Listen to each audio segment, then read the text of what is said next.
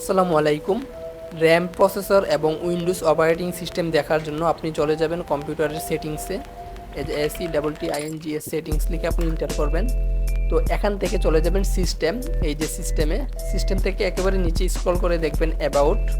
এই যে অ্যাবাউট থেকে এই যে আপনি ডিভাইস স্পেসিফিকেশন, এখানে ডিভাইস নেম দেখতে পারবেন, ডেস্কটপ, তারপরে প্রসেসর, আপনার প্রসেসরটা কোন কোম্পানি সেটাও আপনি দেখতে পারবেন এবং কত গিগাহার্টজের এটাও দেখতে পারবেন এখানে। তারপর ইনস্টলেড র্যাম, আপনার কম্পিউটারে কত জিবি র্যাম আছে সেটাও কিন্তু আপনি এখান থেকে দেখতে পারবেন।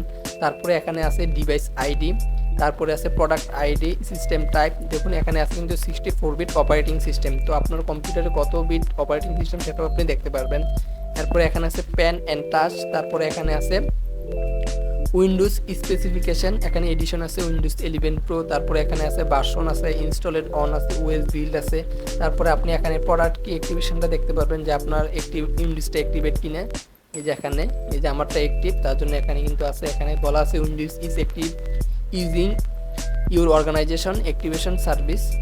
তো এভাবেই, অথবা আপনি এই যে কম্পিউটারের দিস পিসি যেটা আছে এখানে চলে যাবেন। দিস পিসিতে যাওয়ার পর এই যে এখানে মাউসের রাইট বাটনে ক্লিক করবেন।